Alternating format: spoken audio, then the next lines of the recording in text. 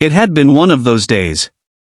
The kind where everything felt a little heavier, a little quieter, and the world seemed to move on while you were stuck in place.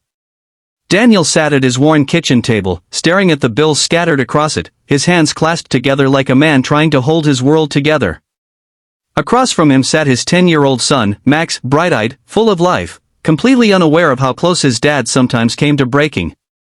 That night, when Max looked up and said, "Dad, can we invite Miss Laura from the diner to dinner?" Daniel froze. He wasn't sure what surprised him more, the question itself, or the fact that Max had noticed the tired waitress who always slipped him an extra slice of pie. What Daniel didn't know was that this small request, born from a child's simple kindness, would change their lives in ways he never could have imagined. Before we jump into this heartwarming story, take a moment to hit subscribe to your channel name, where we share true, emotional stories that remind us of the goodness still left in the world. Don't forget to like this video, drop a comment sharing your thoughts, and tell us about a moment when kindness changed your life too. Now, let's get back to Daniel, Max, and the dinner invitation that would turn an ordinary night into something unforgettable. Daniel had been raising Max alone since his wife passed away 3 years ago. The grief had been like an ocean, sometimes calm, sometimes violent, but always there. Between his job at the local auto repair shop and caring for Max, Daniel barely had time to think, let alone socialize. Most evenings, they ate dinner together in silence, the TV murmuring in the background, their small home filled with the echoes of what used to be. Every Saturday, they went to Rosie's Diner, a small-town place with flickering neon lights and red leather booths that smelled like coffee and pancakes. It was their ritual. And that's where Max had met Laura. Laura was a waitress in her early 30s, always wearing her hair in a messy bun and a smile that seemed to brighten even the grayest morning. She had this way of talking to Max, not like he was a kid, but like he was someone important. She remembered his favorite milkshake flavor, asked about his school projects, and once even brought him a small toy car because every hero needs wheels.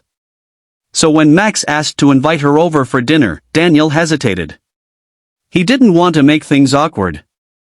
He didn't know anything about her, where she lived, what her life was like, or if she'd even want to spend time with them outside of the diner.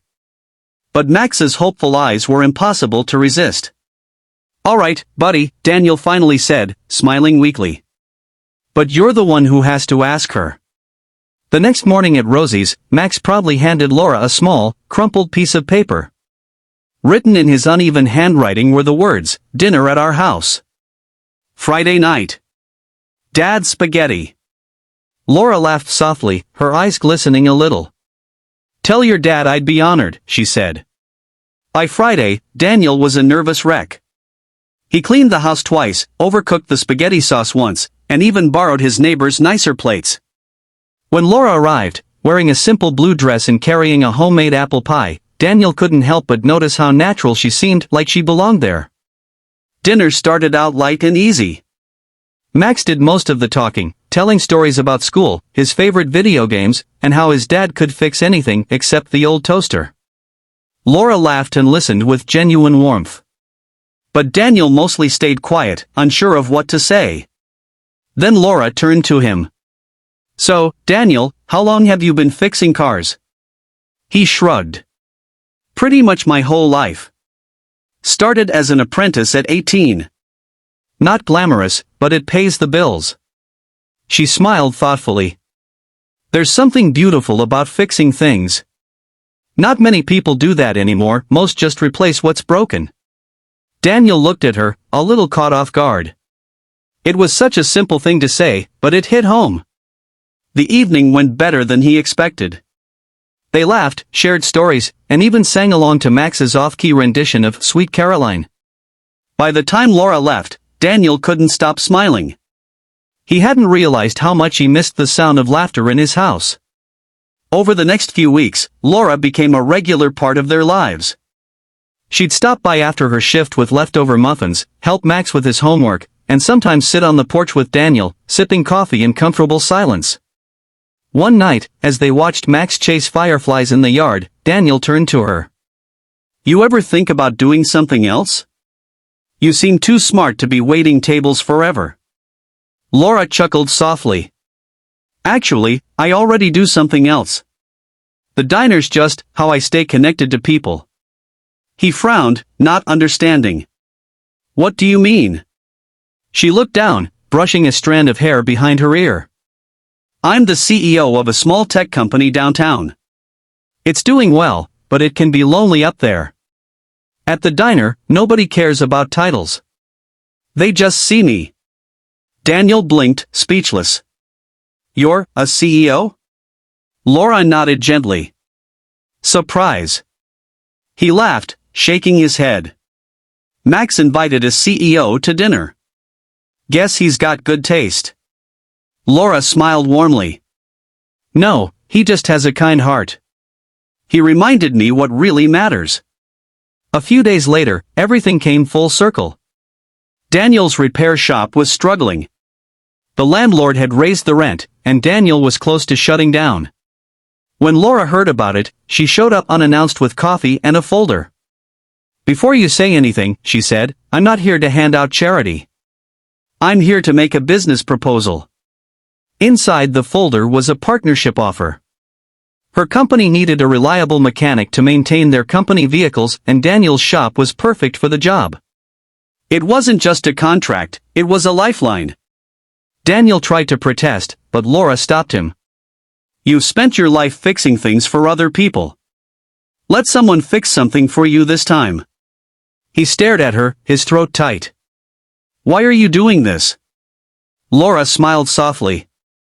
Because your son reminded me that kindness should be repaid with kindness. Months passed, and Daniel's shop not only survived, it thrived. He hired 2 more employees, painted the place fresh blue, and even started teaching Max the basics of car repair.